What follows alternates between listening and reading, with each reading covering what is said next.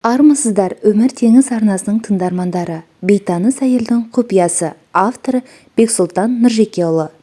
Ұлымыз үйленіп, жас отауға лайық үй іздедік. Бірінің бағасы, екіншісінің тұрған жері көңілімізден шықпай жүріп, ақырында балалардың өзі бір үйді ұнатыпты.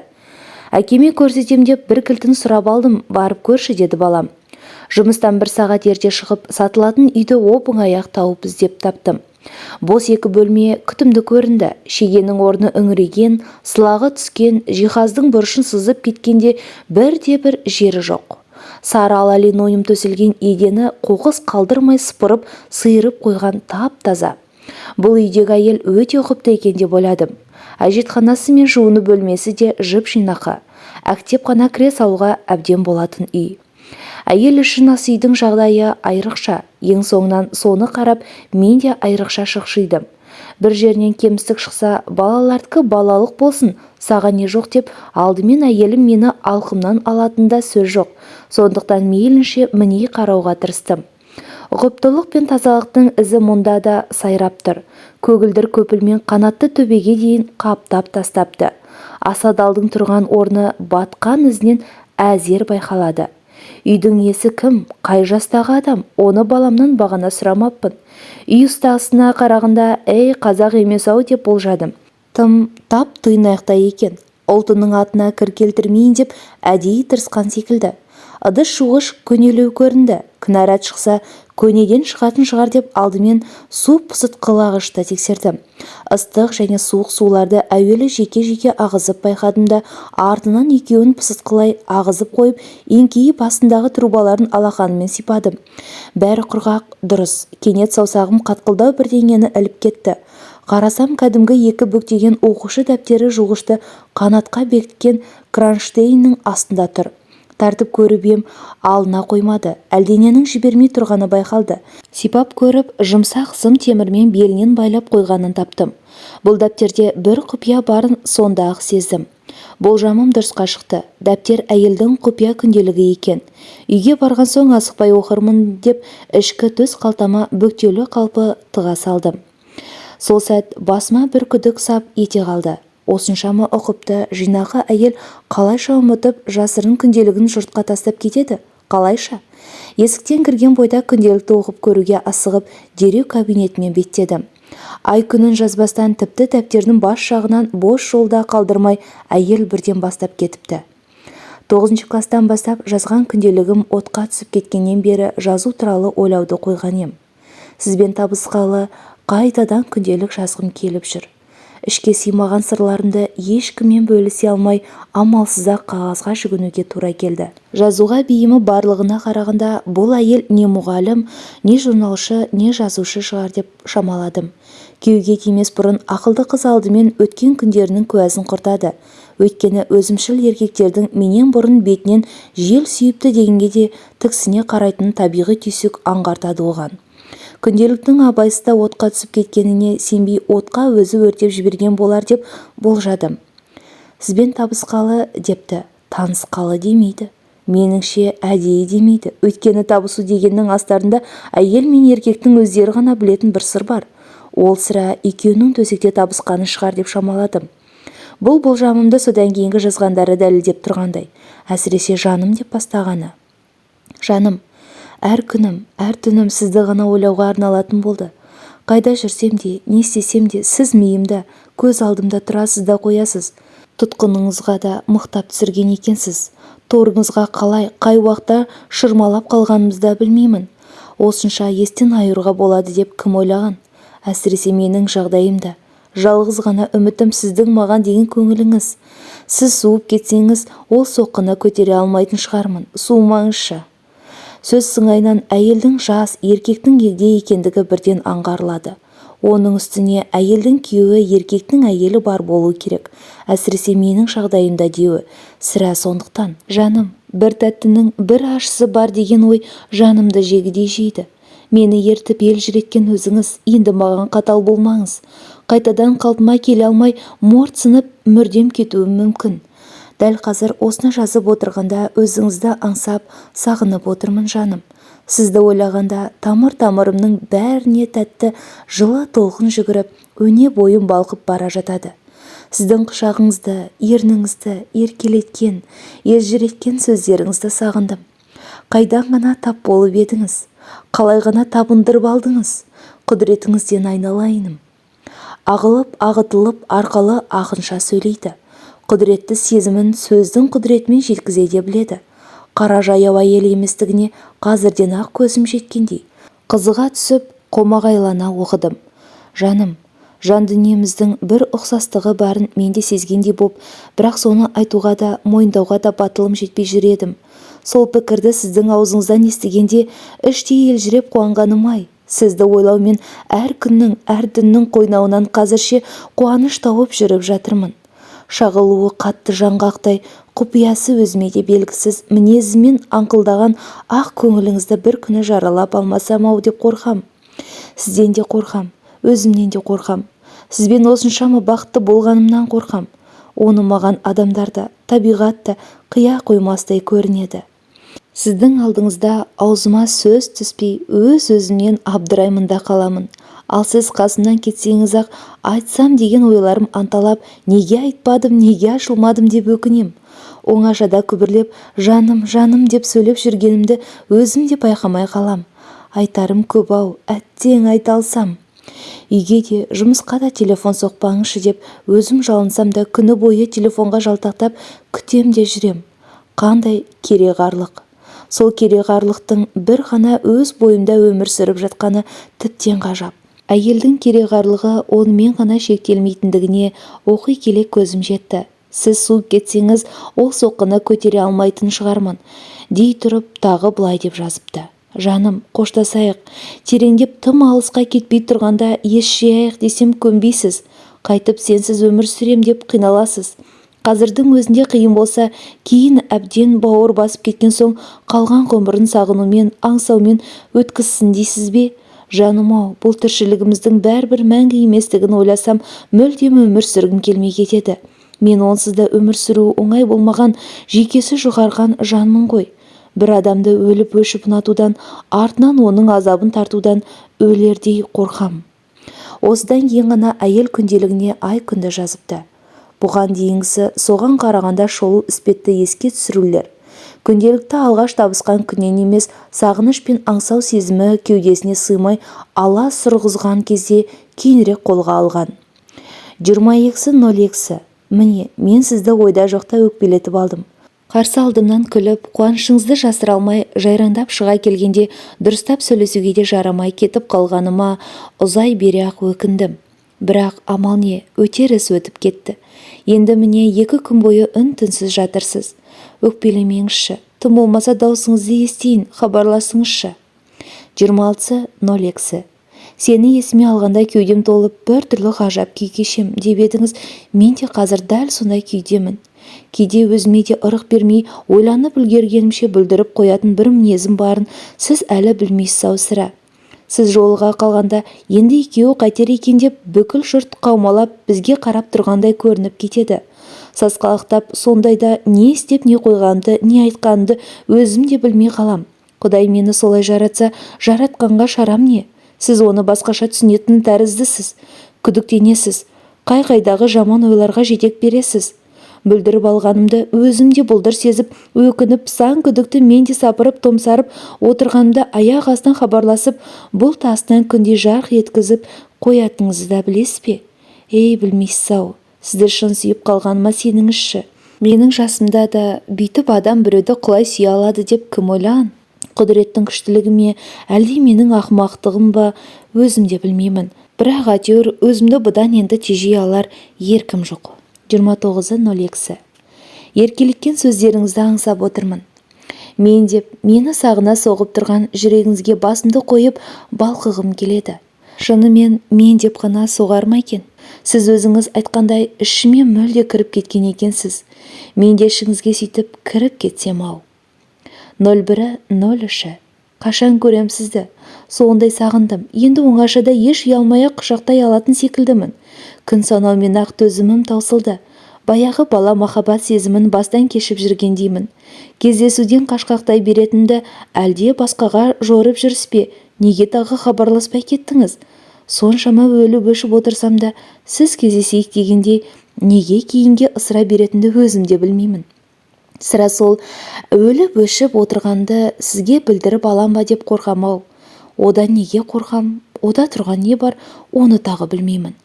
Қазақы тәрбиенің әсері ме, әлде өз мінезінің кесірі ме, көзім жетпейді. 0803. Сіздің ауырып қалғаныңызды білмеппін ғой. Жүдеп қалған түріңізден айналайын. Тәуір боласап мені іздепсіз. Жарық сәулем дегеніңіз, өліп өшіп аймалағаныңыз, жақсы көріп бауырыңа басқаныңыз қалай ертпесін. Әйел үшін бақыт деген осындай-ақ болар деп те қалам. Сіз мені шын мәнінде бақытты еттіңіз. Жай ғана қара жаяу әйел едім. Аспандатып өз биігіңізге аялап көтеріп әкеттіңіз. Көкірегімді де, көңілім мен кеуде сарайымды да, тіпті тәнімнің өзін бәрін басқаша ашып, өзіме өзімді қайтадан қасиетті қып, қастерлеп таныттыңыз. Мен үшін сіз Құдайдан кейінгі кіші құдіретте көрінесіз. Құшағыңыздың, алақаныңыздың ыстығы ылғи өзін аңсатады да тұрады. Жады болған әйелдей жынданып кетпесем жарар еді. Жан баласына айта алмайтын сырымды ақ қағазға ақтарып жазбасам, ішіме сыймай жарып шыға жаздайды. Адамға айтсаң, алып қашып әлемге таратып әкетеді. Өз сырыңды, өз қызығыңды өзіне қарсы жауғып жібереді.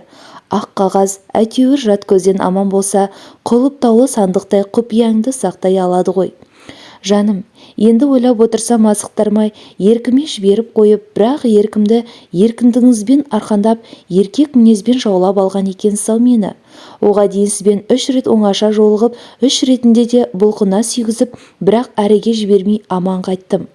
4-ші рет шақырғаныңызда неге өйткенімді өзімде білмеймін, әлде бір ішкі сезімнің итермелеуімен түскі демалыс кезінде үйге кеп душқа түстім. Хош иісін бұрқыратып самайыма құлақ сыртына әтір септім.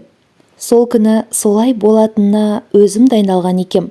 Басқа жақта түк ойы жоқ кісіше бет жүзімді аймалап, мұрнымның ұшын, көзімді, сырғалығым мен самайымды сыдырта сүйіп, искелеп кеп, көтере беріп тамағыма түстіңіз. Бірақ неге қарсыласпағаным қазір есімде жоқ. Нансаңыз, қолым мен аяғымды қимылдаттым ба, жоқ па, ол да есімде қалмапты. Бас айналдырған құйын ба, өне бойымды шарпыған жалын ба, бір құдірет төпеп, бірте-бірте иімді жібітіп бара жатқан еміс-еміс білемін. Мойнымды, тамағымды шөп-шөп сүйген ыстық ерін төсіме кеп құлағанда, ып-ыстық алақан оған қосам жарласып, бүкіл денемді бүре көтеріп бара жатқандай болды. Қорғанып қарсыласудың орнына қолым сол сәт мойныңызға орала кетпеді ме екен деп қорқам. Қолыңыз қандай тентек еді, өне бойымды тінтіп, қай-қайдағы құпия сезімдерімді ұяттың інінен қуалап шығып жатты. Жаным, жаным деп іштей еміреніп жаттым. Құдай атып естіртіп пе, айтып жіберген шығармын, кім біледі? Жаман ойлап қалдыңыз ба, білмеймін. Сізді мұндай деп кім ойлаған? Алғаш көргенімде сұсты, ашуы қатты кісі сияқтанғансыз. Қадала қараған көзіңіз сыртымды ғана емес, ішімді де ақтарып көре алатындай қысылдым. Кәдімгідей састырғансыз. Сондай сұсты адам бұлайша құйын сезім боп кетер деп кім ойлапты? Құшағыма қорғасын боп құйылып, бүкіл өне бойымды қорғасынша балқытып бара жаттыңыз. Содан бері әлі біртіндеп жаулап, әлі біртіндеп баурап келесіз. Әр жолыққан сайын бұрынғыдан да тәтті, бұрынғыдан да сүйікті боп барасыз. Тым тәжірибелі, әккі шығар деп кейде сізден сескенгендей де боламын. Алақаныңыз, құшағыңыз оны бірақ табан астында ұмыттырып жібереді. Сіздің мені соншалық жақсы көретіңізден солай ма, әлде менің сізді қатты сүйгенімнен бе, ол жағын ажыратып жатар шамам жоқ. Әйтеуір қасыңызды сағынам да тұрам. Мен үшін ең рахат, жалғыз жұмақ сіздің қасыңыз.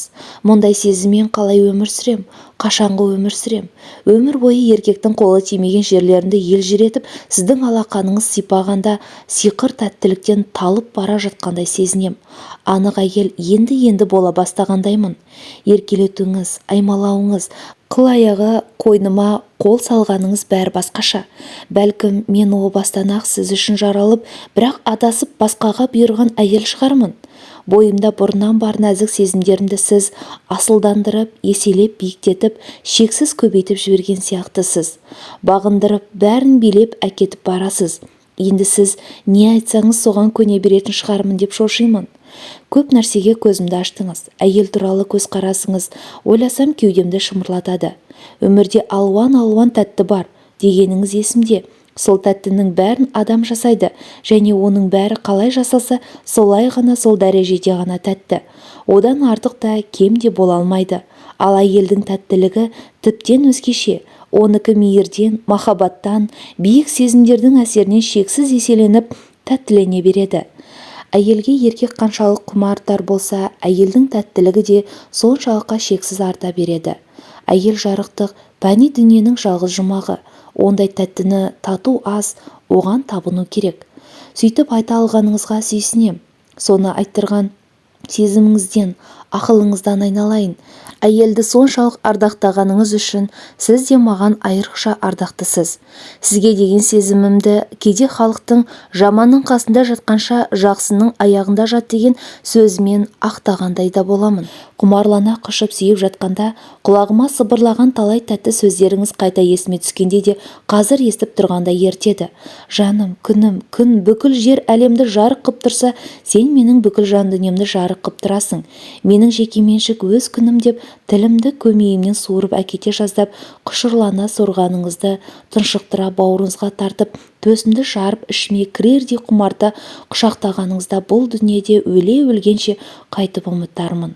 Өйстіп мені бір жолата баурап алдыңыз. Біресе қылығыңызбен балқытасыз, бірде сөзіңізбен ертесіз. Әйтеуір еркімнен ештеңе қалдырмайсыз. Құдай-ау, менің жасында дәл бұлай ғашық болу табиғи ма, әлде елде жоқ ерсі бірдеме ме? 14.03. Жаным, кеше бір күн хабарласпай қойып едіңіз, аласұрып жер көкке сыймай кеттім ғой. Неге телефон соға салмадыңыз? Бүйтіп алаңдатқанша бір жола хабарласпай кеткеніңіз жөн емес пе? Менің де өзіндік тіршілігім бар ғой. Қашанғы соның бәрін ысырып қойып сізге алаңдаумен ғана жүре алармын. Бүгін болмаса ертең, ертең болмаса әйтеуір бір күні осы қатысымыз түбі тоқтауға тиіс сияқты. Сонда сізсіз қалай өмір сүрем? Ойлаудың өзі сұмдық қорқынышты. Қазірдің өзінде күйім мынау. Бір күн хабарласпай қалып едіңіз, не істеп не қойғанымды білмей басым қатты. Ертең әбден бойым үйреніп сізді көру, сізбен болу дағдыма айналғанда қайтем? 16.03. Бүгін сенбі. Тым ерте оянып кеттім. Көзімді ашар-ашпастан сіз туралы ойладым. Қолымды созып сізді құшақтағым келіп кетті. Сағыныш жүрегімнің басына топталып, толып тұрған тәрізді. Біз осы дүйсенбіде ғана жолыққанбыз. Одан бері бақандай 5 күн өтіпті. Шарасыздан жылағым келеді. Дәл қазір қасында болсаңыз, ұялмай-ақ бауырыңызға кіріп, қатты-қатты қысып құшақтар едім. Сізбен кездескеннен кейін ылғи осылай біраз күнге дейін бүкіл денем, жан дүнием сізді аңсап жүреді. 2,5 ай болды мен мұны сезінгелі. Алғаш сізбен табысқаннан бері сіз туралы ойламаған бір күнім жоқ. Жүрегімді сығымдаған сағынышқа зорға-зорға шыдап келем.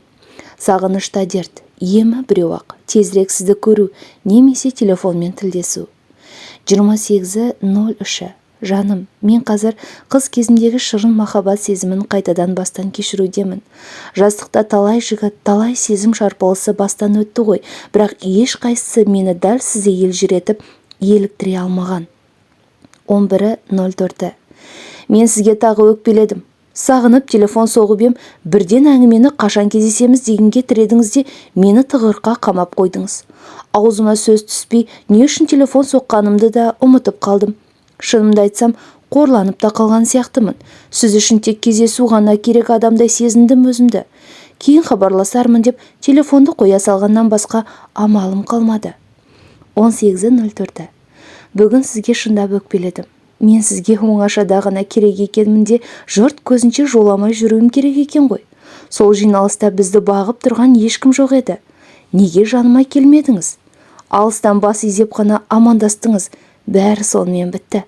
Ол қылығыңызды көңіліме алғаным сондай, енді көпке дейін сізбен сөйлеспейтін шығармын. 19.04. Қанша өкпелесем де, сіз кездесуге шақырғанда қарсы бола алмай қалдым. Ал сіз менің не үшін өкпелегенімді әлі түсінген жоқсыз. Қойшы, қайдағыны сылтауратып, әншейін мені көргім келмей отырған шығар дейсіз. Жаным, сізді көргім келмейтіндей жағдай болмай-ақ қойсын. Маған адам ұнай бермейді, ал ұнай қалса, оны менің ұмыта қоюым екі талай. 25.04. Бүгін түсте үйге барған жоқ едім. бір ағайды зейнетке шығарып салғанбыз. Түс қайта сізге телефон соқсам, бірден үйге келмейтін болыпсың, қайда жүрсің деп дүрсе қоя бердіңіз. Шынымен қызғанасыз ғой деймін. Маған мұныңыз ұнайды. Шын жақсы көргеніңіз ғой онда. 26.04. Жаным, қалай сағынғанымды білсеңіз ғой. Түннің бір уағына дейін көз іліндіре алмай, тек сізді ғана ойлаумен дөңбекшимін. Сезімге тиер ән естісем де сізді кенет сағынып кетем. Сізді кездестіргеніме қуанам. Мен қазір ешқашан, еш жағдайда да жалғызсырамаймын. Сіз үнемі миымдасыз. Сағынам да жүрем сізді. 29.04. Жаным, сіз хабарласпаған соң бүгін тағы жабығып мұңайып отырмын. 06.05. 2 апта болды сіз хабарласпай кеткелі. Неге бүйтесіз жаным? Осылай бір жола суысып кеткеніміз бәлкім жақсы да шығар. Ұмытудың бірақ оңай болмасын білем. Өйткені сіз жүрегіме жазылмайтын жара салдыңыз. Жараланғыш екенін біле тұра алдыңызға жүрегімді жайып салған, қорғансыз қалдырған, әрине бәріне өзім кінәлімін. 07.05. Жаным менің, ұзақ үнсіздікке шыдай алмай, бәрін де жиып қойып, кеше өзімнің хабарласқаным қандай жақсы болған. Бүгін жер бетінде менен бақытты адам жоқ. Жаным, енді өкпелемеңізші, сағындырмаңызшы. Емделуім керек деп сізді кеудеден итергенде болғаным қайғылығым. Бүкіл ішкі жан дүнием бір сіз деп шырқырап тұрса да, аузыма мүлде оған кереғар сөздердің түсетіні не әдетім. Бір бойымда бір-бірмен алысып екі адам өмір сүріп жатқандай. Сіздің өкпелейтін де жөніңіз бар екен. Жаным, менің ең негізгі жауым өзім екенмін. 12.05. Жаным, болашағы бұлдыр кездесулердің саны артқан сайын сізге деген сағынышым үдеп барады. Сағыныш сезімі қазір мүлде егізімнің сыңарындай. Бір-бірімізге сыр мінез болып кеткеніміз сондай, кейде оның егіліп жылағанын да жаным сезеді. Қалай шыдап жүрсің? Сен қасарысқанмен мен шыдай алмаймын, әлсізбін, өзің хабарласшы деп жалбарынады маған. Сізсіз өткен күндерім көбейген сайын оның үні әлсіреп зарыға шығады. Бірге болатын мүмкіндік табылса, тозақтан да тайсалма дейді әзәзілге айналған сағынышым. Таңертеңнен кешке дейін төсекке жатқаннан көзім ілінгенше, кейде түн ортасы оянып ап, тек сізді ойлаймын. Тәулігіне 24 сағат менімен біргесіз. 21.05. Жаным, кеше таңертеңгі 8-де телефонмен ертең кел, күтем дегенсіз. Мен де бірдеңе деп қарсыласар да шама қалмапты. Қалай бауыр басып кеткенімді білсеңіз ғой. Күні бойы бақыттың шырын дәмі аузымнан бір кеткен жоқ, ұшып қонып жүрмін. Шындықты жазып отырғанын сезген сайын бейтаныс әйелге деген ілтипатым іштей ұлғая берді. Баланың пәктігіндей аңғал, адал көңілі адамды еріксіз баурайды.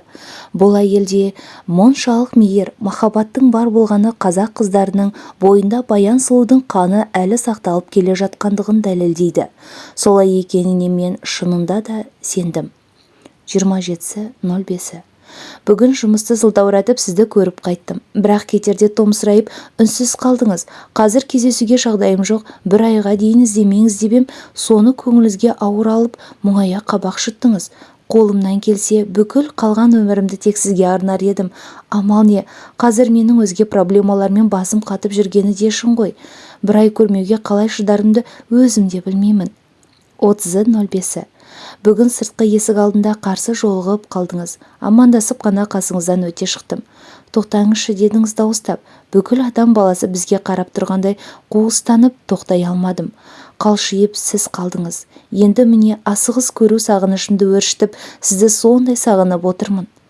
Бейтаныс әйелдің бұл жазғандары күнделіктен гөрі хатқа ұқсайды, және ешқашан жолданбайтын хат. Әр күнінің хатқа түсірген хабарламасы дерлік, соның бәрін іштегі шерін тарқату үшін өзіне өзі жазған.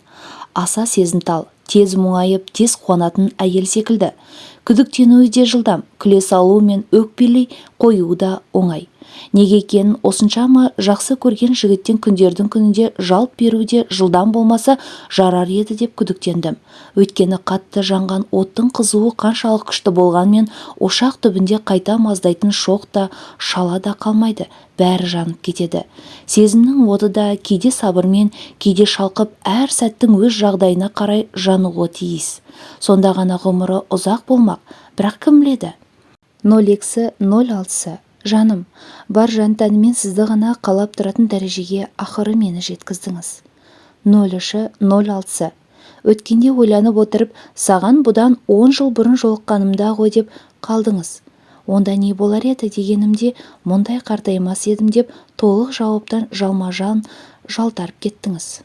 Сол кезде сіз кезіксеңіз, мен онда дәл қазіргідей қадіріңізге жете алмас едім. 10 жыл бұрын кездеспегеніңізге қуаныңыз. 06-06. Көзден жас шықпай жылау дейтін тіркес қазақта бар ма жоқ па білмеймін, бірақ мен бүгін үйде көзімнен жас шықпай жылап келдім. Тоқтаңызшы.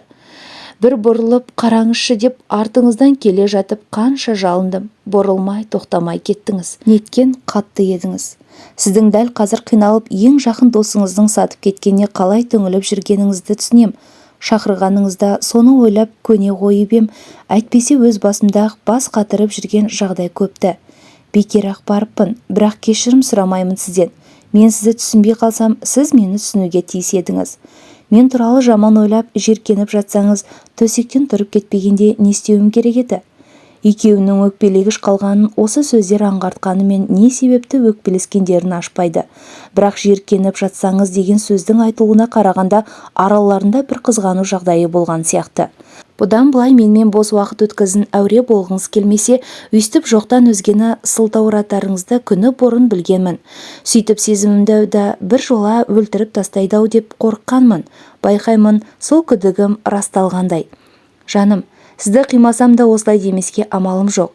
Маған бәлкім енді тып-тыныш қана балаларым үшін деп қана өмір сүру керек шығар. Мен сізді еш кінәламаймын. Күдіктенгеніңізден күтпеген жағдайда көңілім жараланды. Күдіктенгеннен сіздің де жаныңыз жараланды. Одан бір жола немесе жарым жартылай болса да жазылар-жазылмасымызды да сіз де мен де дәл қазір білмейміз. Бірақ мен бәрібір бақыттымын. Өйткені шын сүю дегеннің не екенін аз уақыт болса да бастан кештім. Рахатын да таттым, азабын да таттым. Сол үшін сізге ризамын. Қалғанын келешек көрсетер.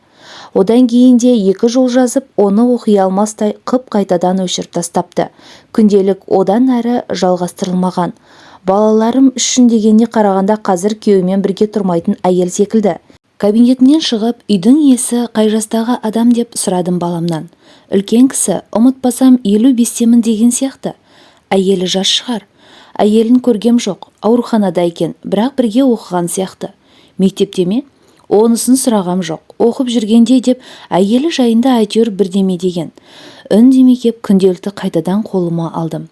Бір жорамал қуалай жөнелді. Күнделік кімдікі? Осы үйдегі әйелдікі ме, әлде бөтен әйелдікі ме? Бір ойдан бұл күнделікті бір әйел осы үйдің еркегіне арнаған. Бірақ олай дейін десең, онда жуғыштың астына әйелінің ең көп баратын, ең көп қарайтын жеріне күйеуі мұны қорықпай қалайша тығып қойған. Тығып қойсынақ көшкенде неге алып кетпеген? Алып кеткісі келмесе мұндай куәнің көзін неге бір жола құртып жібермеген? Демек олай емес. Бір есептен бұл араға күнделікті осы үйдің әйелі тыққан. Күйеуі өзіне бөтен әйел берген күнделікті оқыған соң жыртып тастамай бір жерге тыға салған. Ол арадан әйелі тауып алып оқыған да күйеуіне білдірмей жуғыштың астына іздер ме екен, іздемес пе екен деген қулықпен байлап қойған. Қайда деп күйеуі айғайлап кезінде іздеу салмаған. Мынауың не деп әйелі оған ашық кінә қоя алмаған. Өйткені еш жерде ешкімнің аты аталмаған. Сондықтан мойындау да, мойындату да мүмкін емес. Тіпті мұны осы үйдегі әйелдің өзі де жазып, өзі тығып қоюы да мүмкін. Бәрі де мүмкін. Қалайда бұл жорамалдың қайсысы шындық болса, мұны жазған айрықша әйел. Жаза отырып ол өз жанын тазаласа, сен оқи отырып өз жаныңды тазалап шыққандай боласың. Сол үшін бейтаныс әйелге рахмет. Құпия сырын халыққа жария еткенім үшін басымды иіп аяғына жығылып, бейтаныс әйелден кешірім сұраймын. Құрметті тыңдарман, қазақша арнамның дамуына қолдау көрсетіп, лүпіл мен қоңыраушаны басып, тіркеліп кетулеріңізді сұраймын. Келесі шығарылым тек қана сіздер үшін.